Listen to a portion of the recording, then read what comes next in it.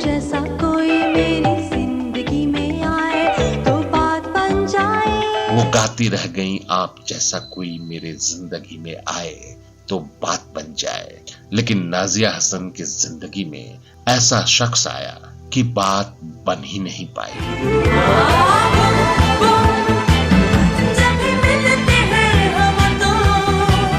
आज की अनसुनी दास्तान पाकिस्तान के म्यूजिक इंडस्ट्री का नक्शा बदलने वाली सिंगर नाजिया हसन की है।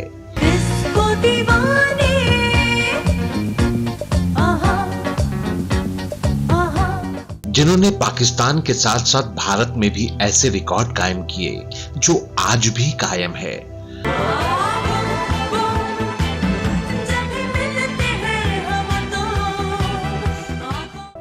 नाजिया के खूबसूरती से प्रभावित होकर सिर्फ पाकिस्तान और भारत के ही फिल्म निर्माता नहीं बल्कि पूरी दुनिया के फिल्म निर्माता उन्हें सिल्वर स्क्रीन पर लॉन्च करने के लिए उन्हें ब्लैंक चेक तक देने को तैयार थे।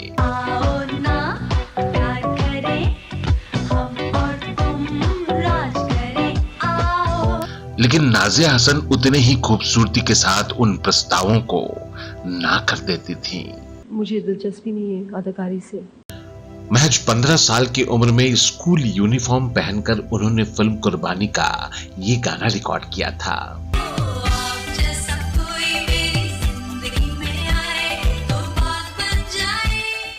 और इसी गाने के लिए नाजिया हसन को बेस्ट फीमेल प्लेबैक सिंगर का फिल्म फेयर अवार्ड मिला। लेकिन मेरा दिल रो रहा। नाजिया हसन पाकिस्तान की पहली कलाकार हैं जिन्हें भारत में फिल्म फेयर अवार्ड मिला। सबसे कम उम्र की ये अवार्ड जीतने का रिकॉर्ड आज भी नाजिया हसन के ही नाम है। इनके गाए गाने भारत, पाकिस्तान समेत लंदन, अमेरिका, रशिया में काफी पसंद किए जाते थे। जैसा कोई मेरी जिंदगी में आए तो बात बन जाए। लेकिन उनकी निजी जिंदगी दर्दनाक थी। जिस बिजनेसमैन से उनकी शादी हुई वो उन्हें मारता पीटता था और यही कारण था कि नाजिया हसन के पति पर नाजिया को जहर देने का भी आरोप लगा। पति के धोखे और लगातार मारपीट का असर ये हुआ कि नाजिया हमेशा तनाव में रहने लगी, जिसका असर उनके हेल्थ पे पड़ा।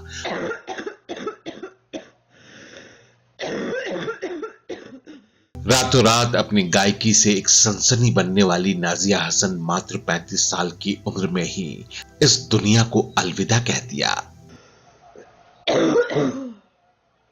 मौत के बाद भी नाजिया हसन को चैन नहीं मिला। नाजिया हसन का शव 5 महीनों तक मुर्दा घर में रखा गया। नाजिया हसन एक ऐसी आवाज जिसकी पूरी दुनिया दीवानी थी। नाजिया हसन के गायकी की खासियत यह है कि उनके मौत के इतने सालों बाद भी हिंदी सिनेमा का संगीत उन्हीं से प्रेरित होता है।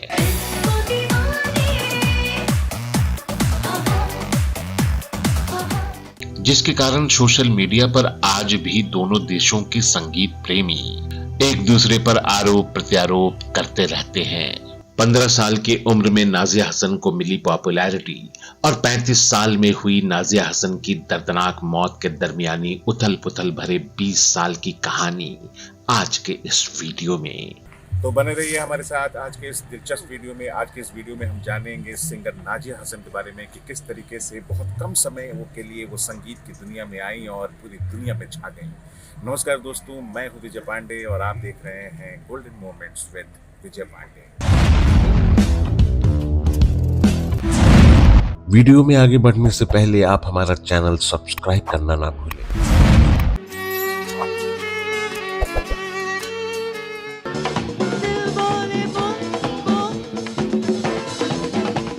3 अप्रैल 1965 को पाकिस्तान में जन्मी नाजिया हसन के पिता बासिर हसन एक बिजनेसमैन थे और उनकी मां मुनिजा बासिर एक सोशल वर्कर थीं।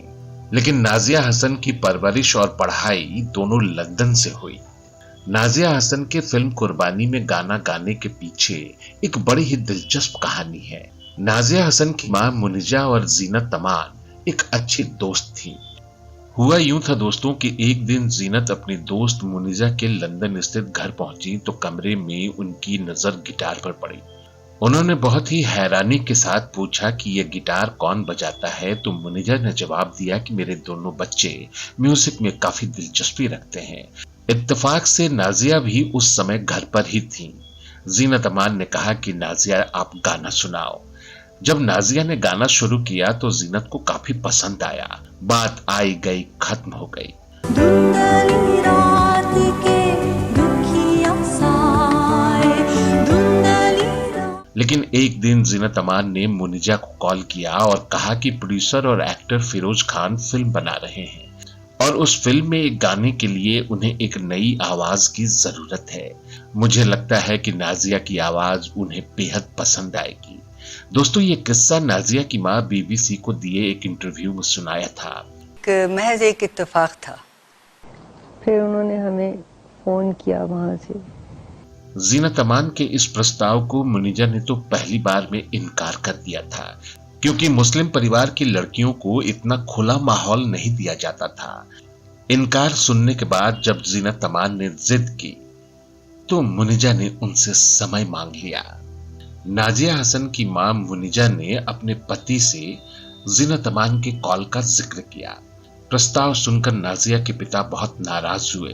दोनों के बीच काफी बहस हो गई। कुछ मिनटों के बहस के बाद पिता को भी मां के आगे झुकना पड़ा। उसी समय यूनाइटेड किंगडम में फिरोज खान एक पार्टी में पहुंचे थे, जहां नाजिया हसन की मुलाकात फिरोज खान से करवाई गई। फिरोज ने नाजिया को ऑडिशन के लिए बुलाया। 15 साल की नाजिया की आवाज से इंप्रेस होकर फिरोज खान ने अपनी फिल्म कुर्बानी में उन्हें गाने का मौका दे दिया। नाजिया ने फिल्म के लिए आप जैसा कोई मेरे जिंदगी में आए गाना गाया। गाने की रिकॉर्डिंग यूके में ही हुई थी, जिसके लिए नाजिया अपने स्कूल से हाफ डे लेकर स्कूल ड्रेस में ही रिकॉर्डिंग के लिए जाती थी। गई स्टूडियो में रिकॉर्ड किया, फिल्म वाले वापस चले गए। इस गाने की रिकॉर्डिंग करके नाजिया अपनी पढ़ाई में व्यस्त हो गई, लेकिन जब फिल्म कुर्बानी रिलीज हुई तो यह गाना सबसे सुपरहिट साबित हुआ।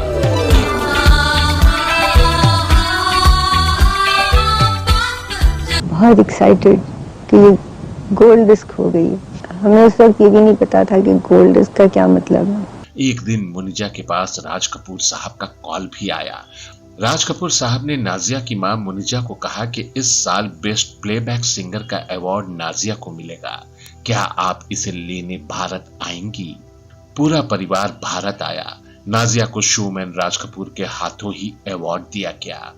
नाजिया पहली सिंगर हैं जिन्हें सिर्फ 15 साल की उम्र में ये अवार्ड मिला।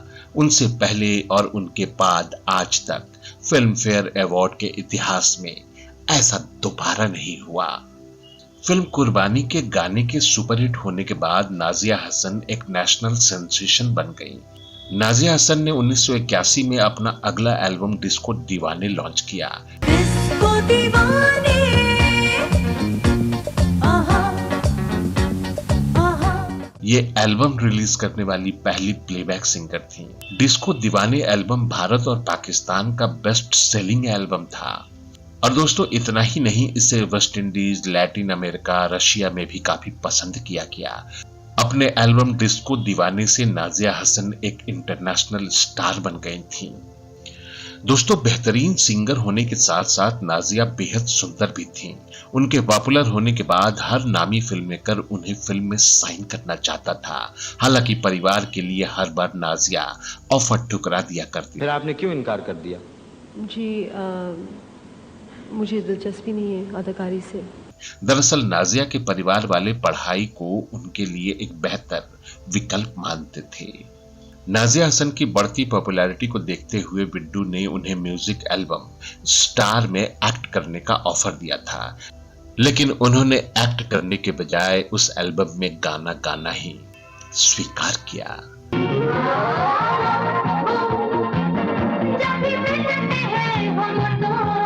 1984 में रिलीज हुआ नाजिया हसन का एल्बम यंग तरंग पाकिस्तान का पहला एल्बम था जिसमें म्यूजिक वीडियो था। आंखें मिलाने वाले दिल को चुराने वाले मुझको भुलाना नहीं। ये उस जमाने का एशिया का सबसे बड़ा पॉपुलर एल्बम था। 1991 में नाजिया ने अपने भाई जुहैब के साथ music album camera camera release किया। जिसके ठीक बाद उन्होंने अनाउंसमेंट की कि ये उनका आखिरी एल्बम है। पर्सनल लाइफ में फोकस करने के लिए नाजिया ने हमेशा के लिए गाना छोड़ दिया। लंदन में पढ़ाई पूरी करने के बाद 1991 में नाजिया ने विमेंस इंटरनेशनल लीडरशिप प्रोग्राम में इंटर्नशिप की और बाद में नाजिया हसन ने नेशनल सिक्योरिटी काउंसिल में नौकरी की। नाजिया हसन के पास लॉ की डिग्री भी थी। आप जरा सोच समझ के बात कीजिए, कंटेम्प्ट ऑफ कोर्ट क्राइम है। अच्छा, कंटेम्प्ट ऑफ कोर्ट क्राइम है। नाजिया हसन के जिंदगी में एक खूबसूरत मोड़ आया 30 मार्च 1995 को। नाजिया हसन ने एक बिजनेसमैन मिर्जा इश्तियाक बेग से शादी कर ली और इस शादी से 1997 में नाजिया को बेटे के रूप में अरीज को जन्म दिया। लेकिन शादी के कुछ समय बाद ही नाजिया और इश्तियाक में अनबन होने लगी। दोनों के बीच अनबन का कारण था कि नाजिया के पति का एक पाकिस्तानी अभिनेत्री से अफेयर था। जैसे ही ये बात नाजिया हसन को पता चली तो घर में झगड़े और बढ़ गए। नाजिया हसन ने इस रिश्ते पर ऐतराज जताया, जिसका परिणाम ये हुआ कि पति इश्तियाक बेग नाजिया हसन के साथ मारपीट करने लगे। दरअसल नाजिया से पहले इश्तियाक की 2 शादियां हो चुकी थी दोस्तों, लेकिन ये बात नाजिया के घर वालों से छिपाई गई थी। नाजिया से पहले इश्तियाक ने फिलीपींस की डांसर हेजल से शादी की थी, जिससे उनका बेटा इमरान बेग था। इश्तियाक की दूसरी शादी पाकिस्तानी एक्ट्रेस शाजिया से हुई थी, लेकिन शाजिया ने कुछ ही समय के बाद इश्तियाक बेग की मेंटल कंडीशन खराब होने पर तलाक ले लिया था। Pleasure meeting you. You look prettier. You look smarter. You look younger. दोस्तों, ये दोनों शादियां नाजिया के परिवार से एक राज की तरह छुपाई गई थी। 21 जून सन 2000 को नाजिया ने पाकिस्तान के नामी न्यूज़पेपर डेली जंग को अपना आखिरी इंटरव्यू दिया था, जिसमें उन्होंने पहली बार घरेलू हिंसा और पति के जुल्मों पर खुलकर बातें की। नाजिया हसन ने उस इंटरव्यू में बताया था कि किस तरीके से उनके पति उन पर दबाव बनाते हैं कि मीडिया में ये खबर जाए कि उनकी शादीशुदा जिंदगी बहुत ही खुशहाल चल रही है। हालांकि ऐसा बिल्कुल नहीं है। दोस्तों, जब नाजिया हसन को कैंसर हुआ तो उनके पति ने इलाज का खर्च उठाने से भी इनकार कर दिया था। नाजिया कहती थीं कि उनके पति इश्तियाक बेग के साथ रहने की जगह वो मरना पसंद करेंगी। नाजिया के भाई ने भी एक स्टेटमेंट में बताया था कि उनकी बहन को उसके पति ने बंदी बनाकर रखा था। पति से परेशान होकर नाजिया ने साल 2000 में मुस्लिम लॉ के तहत पति से तलाक ले लिया। पति से तलाक लेने के बाद नाजिया हसन का इलाज उनके घर वालों ने लंदन में करवाया। नाजिया की 5 कीमोथेरेपी भी हुई। इलाज के दौरान नाजिया हसन ने अपने वकील और कुछ गवाहों के सामने एक बयान दिया था, जिसमें उन्होंने कहा था कि उनका पति उन्हें जहर दे रहा है और स्लो पॉइजन से उनके शरीर के अंग खराब हो रहे हैं। नाजिया ने कहा था कि अगर उनकी मौत होती है तो इस बात की जांच की जाए। 10 अगस्त सन 2000 को नाजिया की हालत बिगड़ने पर उन्हें हॉस्पिटल में भर्ती किया गया। इलाज के दौरान ही उनकी हालत सुधर रही थी और डॉक्टर्स उन्हें घर भेजने ही वाले थे, लेकिन वो घर नहीं लौट सकी। 13 अगस्त सन 2000 की सुबह नाजिया हसन के लिए सबसे मनहूस सुबह थी।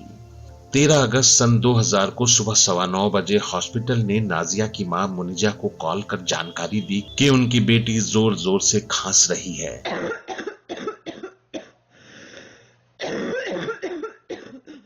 नाजिया की मां हॉस्पिटल के लिए निकली, लेकिन उनके पहुंचने से पहले ही नाजिया ने इस दुनिया को अलविदा कह दिया था।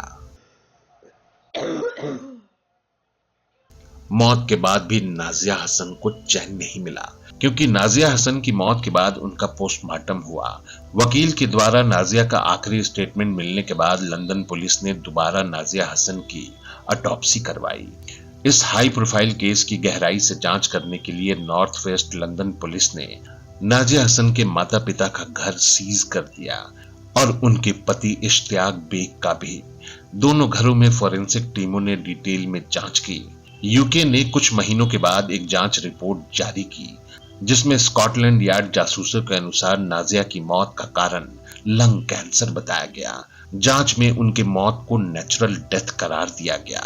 पाकिस्तान के नामी न्यूज चैनल जियो टीवी के अनुसार 13 अगस्त को हुई नाजिया की मौत के बाद 5 महीने तक जांच के लिए उनका शव लंदन के मुर्दा घर में रखा गया था। नाजिया हसन का शव 5 महीने के बाद 9 जनवरी 2001 को उनके परिवार को सौंपा गया। नाजिया हसन को सुपुर्दे खाक किया गया लंदन के हेंडन कब्रिस्तान में। पहले उन्हें पाकिस्तान लाया जाना था, लेकिन शव मिलने में देरी होने से लंदन में ही उन्हें सुपुर्दे खाक किया गया। उधर नाजिया हसन के पति ने उनके मौत के बाद तलाक की बात को निराधार कहा। इश्तियाक बेग ने कहा कि मौत के समय भी नाजिया हसन मेरी पत्नी थी।